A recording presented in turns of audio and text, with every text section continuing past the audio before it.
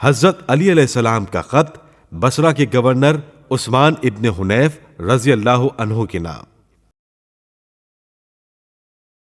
جب حضرت علی علیہ السلام کو یہ خبر ملی کہ والی بصرہ عثمان ابن حنیف کو وہاں کے لوگوں نے کھانے کی دعوت دی ہے اور وہ اس میں شریک ہوئے ہیں، تو انہیں تحریر فرمایا: اے ابن حنیف، مجھے اطلاع ملی ہے کہ بصرہ کے جوانوں میں سے ایک شخص نے تمہیں کھانے پر بلایا اور تم لپک کر پہنچ گئے کہ رنگا رنگ کے عمدہ عمدہ کھانے تمہارے لیے چن چن کر لائے جا رہے تھے اور بڑے بڑے پیالے تمہاری جانب بڑھائے جا رہے تھے۔ مجھے امید نہ تھی کہ تم ان لوگوں کی دعوت قبول کر لو گے کہ جن کے ہاں فقیر و نادار دھتکارے گئے ہوں اور دولت مند مدعو ہوں۔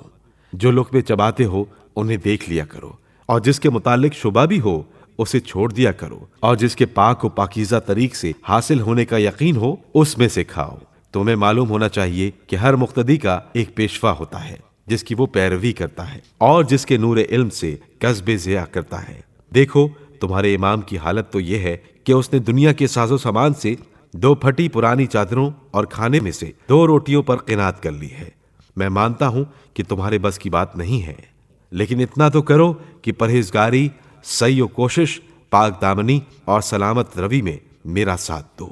خدا کی قسم، میں نے تمہاری دنیا سے سونا سمیٹ کر نہیں رکھا اور نہ اس کے مال و متاع میں سے انبار جمع کر رکھے ہیں، اور نہ ان پرانے کپڑوں کے بدلے میں اور کوئی پرانا کپڑا میں نے مہیا کیا ہے۔ بے شک اس آسمان کے سائے تلے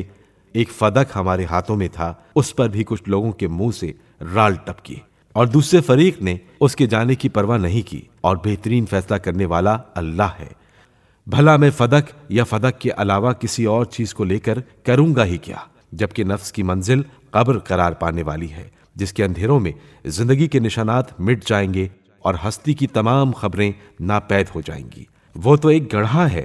کہ اگر اس کا پھیلاؤ بڑھا بھی دیا جائے اور گورکن کے ہاتھ اسے کشادہ بھی رکھیں، جب بھی پتھر اور کنکر اس کو تنگ کر دیں گے اور مسلسل مٹی کے ڈالے جانے سے اس کی دراڑیں بند ہو جائیں گی۔ میری توجہ تو صرف اس طرف ہے کہ میں تقوی الہی کے ذریعے اپنے نفس کو بے قابو نہ ہونے دوں، تاکہ اس دن جب خوف حد سے بڑھ جائے گا وہ مطمئن رہے اور پھسلنے کی جگہوں پر مضبوطی سے جمع رہے۔ اگر میں چاہتا تو صاف ستھرے شہد، عمدہ گیہوں اور ریشم کے بنے ہوئے کپڑوں کے لیے ذرائع مہیا کر سکتا تھا، لیکن ایسا کہاں ہو سکتا ہے۔ خواہشیں مجھے مغلوب نہیں کر سکتی اور حرص مجھے اچھے اچھے کھانے چن لینے کی دعوت نہیں دے سکتی، جبکہ حجاز و یمامہ میں شاید ایسے لوگ ہوں جنہیں ایک روٹی کے ملنے کی بھی آس نہ ہو اور انہیں پیٹ بھر کر کھانا کبھی نصیب نہ ہوا ہو۔ کیا میں شکم سیر ہو کر پڑا رہا کروں حالانکہ میرے گرد و پیش بھوکے پیٹ اور پیاسے جگر تڑپتے ہوں، یا میں ایسا ہو جاؤں جیسا کہنے والے نے کہا ہے: وَحَسْبُكَ دَاءً أَن تَبِيتَ بِبَطْنَةٍ وَحَوْلَكَ أَكْبَادٌ تَحِنُّ إِلَى الْقِدِّ، یعنی تمہاری بیماری کیا کم ہے کہ تم پیٹ بھر کر لمبی تان لو اور تمہارے گرد کچھ ایسے جگر ہوں جو چھیچڑوں تک کو ترس رہے ہوں۔